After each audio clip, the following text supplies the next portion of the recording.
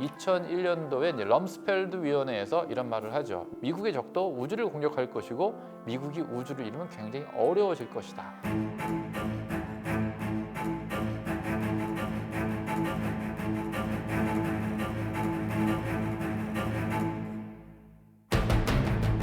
유비가 조조, 손권과 직접 싸우지 말고 필요할 때는 활용도 하고 협력도 하고 필요할 때는 서로 견제도 시켜서 괴철의 천하삼분지계는 덜 유명한데 아마 그것이 훌륭한 아이디어라도 선택된 아이디어와 그렇지 못한 아이디어의 차이가 아닐까 싶습니다. 이제 우주에 대해서 좀 이야기를 해보도록 하겠습니다. 최근에 우주에 대한 여러 가지 우리가 특기할 만한 현상들이 많이 있었죠. 지난 10월 달에는 한국형 우주발사체라고 하는 누리호 시험 발사가 있었습니다. 한국의 국산 기술로 된 첫 번째 우주발사체라고 하고, 최근에 우주와 관련된 그 재미있는 현상들 중에 하나는 그 우주에 관련된 민간 기업 스페이스X가 또 유명해지고 있다는 것도 거기에 포함이 됩니다. 스페이스X는 우주의 상업적인 기반, 또 우주 발사체를 재사용하기도 하고 또 우주 여행도 하고 화성도 가겠다 이런 말도 하고 있어서 한마디로 우주에서 돈을 벌 수 있는 얘기를 많이 하고 있는 기업입니다. 2019년에는 미국에서는 미국의 5번째 군종 우주군을 또 창설했죠. 이렇게 봤을 때 우주에서 일어난 최근의 현상들은 우주의 과학기술 개발이라는 이런 분야도 있고, 그 다음에 스페이스X와 같이 우주에서 돈을 벌 수 있는 상업적 활동 이런 분야도 있는 것 같고, 그 다음에 미국의 우주군 같이 우주를 군사적으로 쓰려는 이런 3가지 정도의 우주를 활용하고자 하는 분야가 구분될 수 있을 것 같습니다. 마치 이렇게 우주를 3가지로 나눈다는 것은 고대 중국 시대에 천하를 3개로 나눠서 통치한다는 천하삼분지계가 생각나게 할 정도로 우주를 나눌 수 있는 것. 이 천하삼분지계라는 용어를 쓴다면 우주에 대해서도 우주 삼분지계라는 말도 써볼 수 있을 것 같습니다. 사실 이 천하삼분지계라는 말은 이제 삼국지 연의에서 나온 말이죠. 유비가 삼국지 그 역사적으로도 굉장히 어려운 상태에 있었죠. 당시에 조조가 하북 땅을 다 장악을 하고 있었고 강남에서는 손군이 장악을 하고 있었는데 유비는 거기에 대해서 별로 대항할 만한 그런 세력을 갖추지 못하고 의탁을 하고 있는 신세였죠. 사실 유비는 여러분들이 삼국지를 통해 잘 알다시피 그 밑에 관우, 장비, 조용과 같이 향후에 5호 대장군이 될 강력한 맹장들이 많이 있었는데 이런 대장들을 잘 써서 천하를 경략할 수 있었던 전략가가 없었던 거죠. 그래서 유비는 굉장히 전략가를 필요로 했는데 이때 제갈량이라는 전략가를 이제 추천을 받습니다. 그래서 유비가 제갈량을 만나러 가죠. 근데 제갈량이 쉽게 안 만나죠. 유비가 무려 3번이나 찾아가서 제갈량을 바틀어해서 만나게 됩니다. 이 삼고초려에 감복한 제갈량이 유비에게 해준 말이 바로 천하삼분지계였습니다.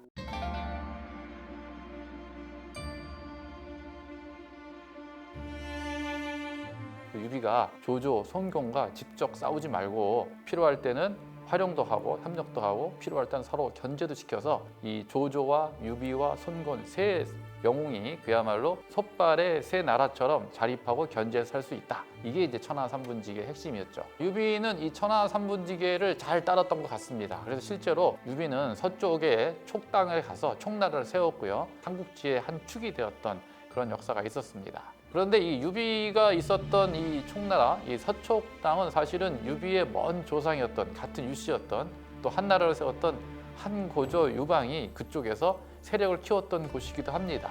그리고 그 당시에 이 천하삼분지계라는 말은 사실은 한고조 유방이 천하를 놓고 초패왕과 싸웠던 그때 처음 나왔던 말이기도 합니다. 즉 천하삼분지계의 연호는 삼국지보다는 오히려 초한지 시대에 있었다고 할 수 있죠. 그때는 우리가 장기판을 통해서 잘 이해했듯이 초패왕 항우와 그 다음에 한고조 유방이 진시황이 멸망한 이후에 천하를 놓고 서로 싸우고 쟁패를 다투던 그런 시대였습니다. 그때 한고조 유방은 초기에는 항우에게 좀 밀리는 입장이어서 서촉 땅에 가서 세력을 키울 수밖에 없었는데 거기서부터 힘을 길러서 다시 동쪽으로 초패왕 한우를 정벌하러 나옵니다. 한고조 유방의 군대를 앞서서 끌었던 장군이 명장으로 유명한 한신이었죠. 그래서 한신이 큰 성공을 많이 거둬요. 많이 거두고 지금의 중국의 산동 땅에 해당하는 제나라까지 장악을 합니다. 그리고 그때 한고조 유방의 마지막 명령이 내려옵니다. 이제 해하라는 곳에서 초패왕 항우와 싸움을 해야 되는데 한신도 군대를 갖고 나와라 이런 명령을 나옵니다. 한신이 이제 한고조 유방의 명령을 듣고 나가려고 할 때 한신의 모사였던 괴철이 한신한테 해준 말이 천하삼분지계였습니다. 이때 한 말이 무엇이냐면은 한신이 지금 나가서 유방을 도와 싸워서 항우를 죽이면은 그 결과는 마치 토사구팽이라는 고사성어처럼 한신도 앞으로의 운명을 장담할 수 없으니 차라리 이 제 나라 땅에서 자립을 해라. 자립을 해서 이 한신과 한고조, 유방, 초평, 항우가 세 사람이 정말 솥발같이 서로 견제하고 자립하면 더 오래 갈 것이다. 이게 초안지판 천하삼분지계였습니다.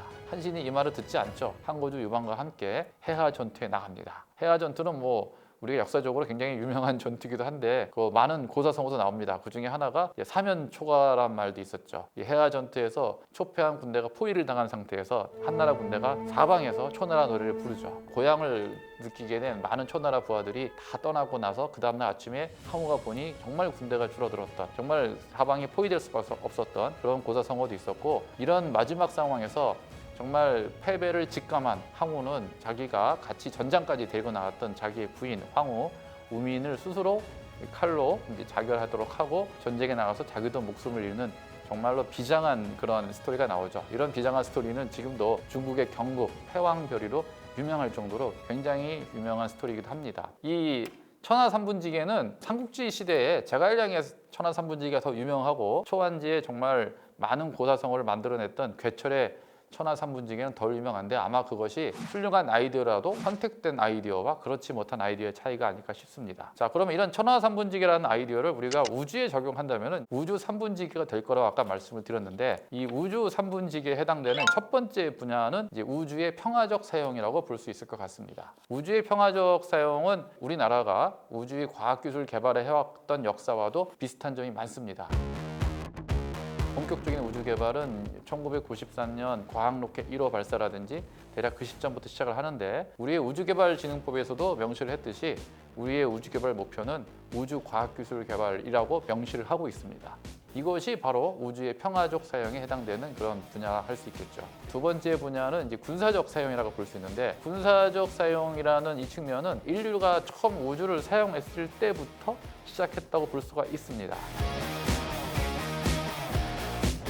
인류가 우주를 처음 접근한다는 것은 결국 로켓과 같은 그런 도구가 있어야 되는데, 최초의 로켓이 바로 2차 세계대전 때 나왔던 독일이 만든 V2 탄도미사일이었다는 것이죠. 이 V2 탄도미사일은 여러분이 아시는 것처럼 영국을 폭격하기 위한 군사 도구였죠. 그래서 어떻게 보면은 인류의 그 우주에 대한 출발, 상당히 군사적으로 출발했다 이렇게 볼 수가 있죠. 그래서 이 우주의 군사적 사용을 대표하는 또 유명한 말 중에 하나는 스페이스 펄 하버란 말이 있습니다. 즉 우주 진주만 기습이라는 뜻이 되는데요. 진주만 기습은 우리가 잘 아는 것처럼 1941년 2차 세계대전이 시작할 때 일본이 태평양 함대가 있는 하와이의 진주만을 기습한 사건을 얘기하는 것이죠. 그 사건 이후에 미국이 하와이에서 태평양 함대를 다 잃은 다음에 태평양과 아시아에서 일본의 행동을 통제할 수 있는 힘을 다 잃어버립니다. 그래서 일본이 동남아시아와 서태평양을 다 장악할 때를 눈뜨고 방관할 수밖에 없는 사태로 빠지게 되죠. 그 정도로 심각한 상황이 우주에서 기습을 당하면 생긴다는 것이 스페이스 펄 하버라는 뜻이죠. 근데 이런 스페이스 펄 하버라는 말이 나올 정도로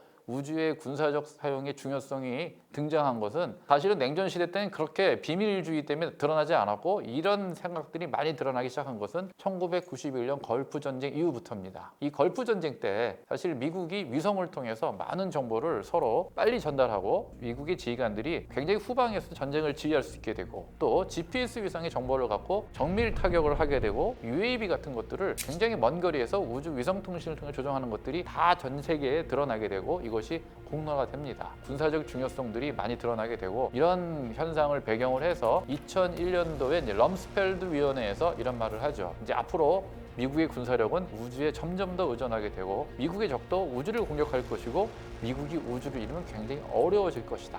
이런 말을 하면서 스페이스 펄 하버란 말을 처음 씁니다. 사실 군사력이 상당히 우주에 의존하고 있는 것은 맞습니다. 지금 우주에 있는 위성들이 갖고 있는 능력들, 전장을 정찰하고 감시하는 정찰 감시도 있고요. 그 다음에 PNT라고 해서 포지셔닝, 타이밍, 내비게이션, 항법도 제공해주고, 정밀 타격에 필요한 GPS도 제공해주고, 또 미사일 정보도 제공해주고, 이런 부분들이 많기 때문에 만약 이런 우주에서 지원이 없다면 사실은 전장 인식이나 전력 운영이나 지속 작전이라든지 이런 부분들이 다 안 되기 때문에 상당히 군사적으로 어려움이 많다 이렇게 볼 수가 있겠습니다. 그리고 우주 3분지기의 마지막 분야는 우주의 상업적 사용 분야라고 할 수 있겠습니다. 우주의 군사적 사용을 우리가 스페이스 펄 하버 시대에 맞는 특성이라고 얘기할 수 있다면은 우주의 상업적 사용은 또 뉴 스페이스 시대의 특징이라고 말할 수가 있겠습니다. 이 뉴 스페이스라는 시대, 이 시대의 특징은 한마디로 말하면은 기업이 우주에서 투자를 해서 거기에 맞는 수익을 만들 수 있는 시대라는 뜻을 의미를 합니다. 사실 최근에 많은 기술 혁신 때문에 위성 제작 비용도 줄고 발사 비용도 줄었기 때문에